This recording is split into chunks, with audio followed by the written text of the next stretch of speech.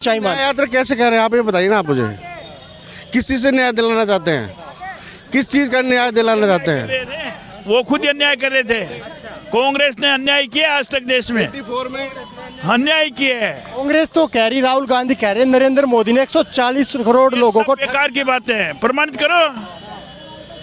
मोदी जैसा आदमी इंसान आज तक हिंदुस्तान में आया नहीं। ये तो अपने हिंदुओं का, भारत हिंदू क्या पूरे हिंदू वासियों का, भारत के सब नागरिकों का बहुत एहसान है कि इतना बड़े कर्मयोगी यहाँ पर आए हैं। क्या बात कर रहे हो? एक वो कसाब पकड़ा था इन्होंने मुंबई अटैक में, उसको साले को 8-9 साल चिकन बिरयानी खिलाई इन लोगों ने बिठा के, और खुद वकील भी अपने यहाँ का दिया इन लोगों ने। श्रीमान कपिल साहब जी ने भी उनका केस लड़ा, कपिल सिब्बल साहब ने। अब बताइए, जो लोग आतंकवादियों का केस खुद लड़ रहे हैं हमारे यहाँ से, वो क्या देश का भला करने में सक्षम होंगे? जिस दिन फांसी दी गई अफजल गुरुजब को, जब फांसी दी गई, क्या वो आतंकवादी नहीं था? तो सोनिया गांधी जी क्या बयान था कि ये सरकार ने गलत किया, उसको माफ़ करना चाहिए था। क्यों? तेरा फूफा लगता है वो, फूफा लगता है। कह रही है ना, वो कह सकते, पता क्यों? सोनिया गांधी क्या वर्चस्व बताइए आप। सोनिया गांधी एंटीनो माइनो, मतलब सोनिया गांधी नाम इसका यहाँ पे आया, पीछे एंटीनो माइनो नाम है उसका, पीछे से कहाँ की है? इटली की। क्या काम करती थी पहले वो? बार में डांसर का काम करती थी ना, लोगों का मनोरंजन करती थी ना। बेकार की बातें हैं, वो बचपना है राहुल गांधी को शादी करा ले और कुछ नहीं है। ये मोदी के मुकाबले कुछ नहीं है। राहुल गांधी, मोदी ने देश के लिए कितनी कुर्बानी की है, सोचो आप। धारा 370 को हटाया, राम मंदिर बनाया, छोटी बात है? देश को कितना ऊपर उठाया। राम मंदिर बनाने से लोगों को रोजगार नहीं मिलेगा। कितना, क्या बात कर, किसने कह दिया? कांग्रेस की कह रही है। कांग्रेस छोड़ो, आप छोड़ो। अब मंदिर में देखो, अब हजारों आदमी जा रहे हैं मंदिरों से, कितने लोगों को रोजी रोटी मिल रही है ये तो सोचो, और आत्मा को शांति मिलती है ये भी तो देखो। राहुल गांधी मणिपुर से मुंबई तक भारत जोड़ो न्याय यात्रा कर रहे हैं। उनका कहना है कि नरेंद्र मोदी ने 140 करोड़ लोगों को ठगा है, उनके साथ अन्याय किया। महंगाई, बेरोजगारी और दिन पर दिन जो प्रतिदिन आत्महत्याएं हो रही है नौजवानों की, नरेंद्र मोदी से राहत दिलाने के लिए, अन्याय को रोकने के लिए और लोगों को न्याय दिलाने के लिए जो भारत जोड़ो न्याय यात्रा शुरू की है, भारत जोड़ो न्याय यात्रा, उस पर क्या मानते हैं? राहुल गांधी की इस यात्रा के बारे में क्या कहेंगे? यात्रा कैसे कह रहे हैं आप, ये बताइए ना आप मुझे। किस चीज़ से न्याय दिलाना चाहते हैं? किस चीज़ का न्याय दिलाना चाहते हैं? वो खुद अन्याय कर रहे थे। कांग्रेस ने अन्याय किया आज तक देश में, 84 में अन्याय किया है। कांग्रेस तो कह रही, राहुल गांधी कह रहे हैं नरेंद्र मोदी ने 140 करोड़ लोगों को। बेकार की बातें हैं, प्रमाणित करो। मोदी जैसा आदमी इंसान आज तक हिंदुस्तान में आया नहीं। ये तो अपने हिंदुओं का, भारत हिंदू क्या पूरे हिंदू वासियों का, भारत के सब नागरिकों का बहुत एहसान है कि इतना बड़े कर्मयोगी यहाँ पर आए हैं। क्या बात कर रहे हो? राहुल गांधी ने बोला है कि नरेंद्र मोदी ने लोकतंत्र का दमन कर। की बातें हैं, वो बचपना है राहुल गांधी को शादी करा ले और कुछ नहीं है।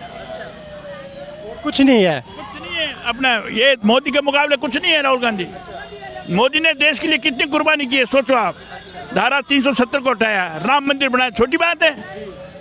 देश को कितना ऊपर उठाया। राम मंदिर बनाने से लोगों को रोजगार नहीं मिलेगा। कितना, क्या बात कर, किसने कह दिया? कांग्रेस की कह रही है। कांग्रेस छोड़ो, आप छोड़ो। अब मंदिर में देखो, अब हजारों आदमी जा रहे हैं मंदिरों से, कितने लोगों को रोजी रोटी मिल रही है ये तो सोचो, और आत्मा को शांति मिलती है ये भी तो देखो। ये भी देखिए आप। पूरा विपक्ष राम मंदिर का क्यों बायकॉट? ये सब 420 है, कुछ नहीं है। विपक्ष करेगा। जिस विपक्ष ने राम मंदिर के खिलाफ 24 वकील खड़े कर दिए, वो किस मुंह से, किस शकल को लेके जाएगा राम मंदिर के अंदर? आप बताइए। कांग्रेस कह रहे हैं। एक मिनट, कांग्रेस का ये कहना है कि हम राम मंदिर को लेकर राजनीति नहीं करेंगे। कल अयोध्या में क्या हुआ है कि कुछ कांग्रेसी कार्यकर्ता कांग्रेस झंडा लेकर राम मंदिर जाने लगे, तो वहाँ पब्लिक ने उनको मारा है, पीटा, कुछ भी किया है, तो ये गलत था ना? उसको राजनीतिकरण क्यों कर रहे हो आप? कोई बीजेपी का आदमी आज तक झंडा लेके गया वहाँ पे?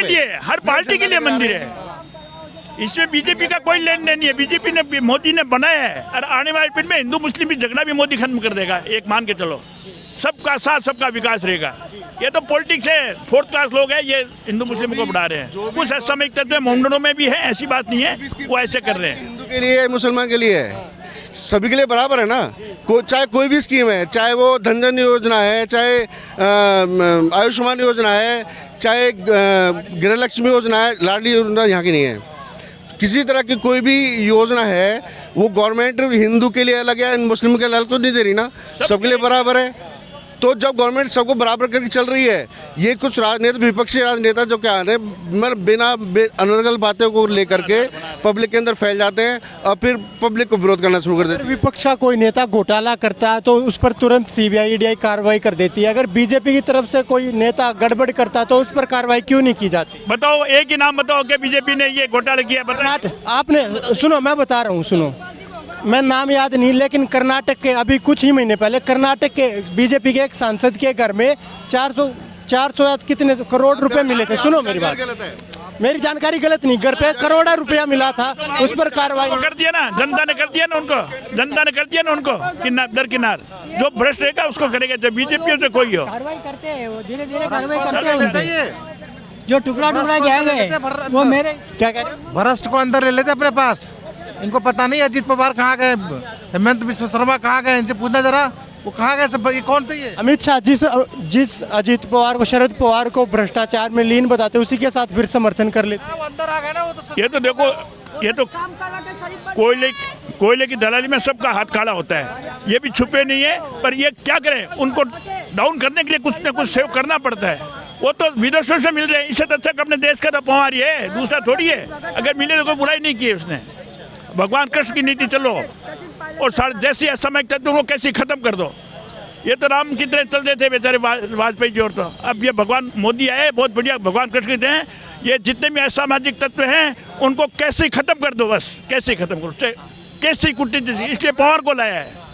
अभी हाल फिलहाल में पिछले 3-4 महीनों में आपने देखा होगा, न्यूज़ पे भी देखा होगा, जो इंडिया के अगेंस्ट में बाहर जो गतिविधियाँ कर रहे थे कुछ लोग, आपको पता होना चाहिए, चाहे वो निज्जर साहब थे, चाहे कुछ कोई भी थे, कई एक बंदे हैं जो इंडिया के अगेंस्ट में वहाँ पे कार्रवाई कर रहे थे, उनको मरवाया है ना। हालांकि नाम नहीं लिया कि हमने मरवाया है, ये भी आप जानते होंगे कि मरवाया इन लोगों ने होगा।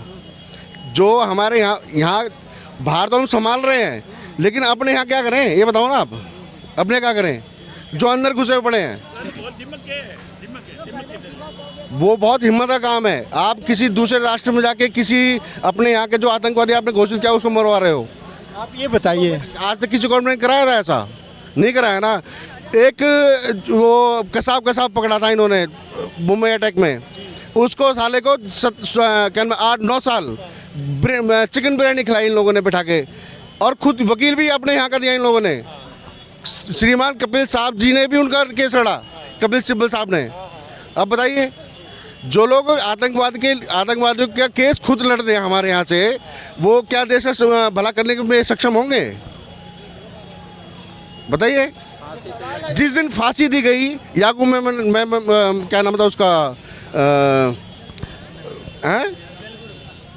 याकूब मेमन था एक, और अभी कुछ 3-4 साल पहले भी एक फांसी सुबह में दी थी, अफजल गुरु जब फांसी दी गई, क्या वो आतंकवादी नहीं था? तो सोनिया गांधी जी क्या बयान था कि ये सरकार ने गलत किया, उसको माफ़ करना चाहिए था। क्यों? तेरा फूफा लगता है वो, फूफा लगता तभी तो कह रही थी ना, कह रही है ना, वो कह सकते, पता क्यों? सोनिया गांधी क्या वर्चस्व बताइए आप। सोनिया गांधी एंटीनो माइनो, मतलब सोनिया गांधी नाम इसका यहाँ पे आया, पीछे एंटीनो माइनो नाम है उसका, पीछे से कहाँ की है? इटली की। क्या काम करती थी पहले वो?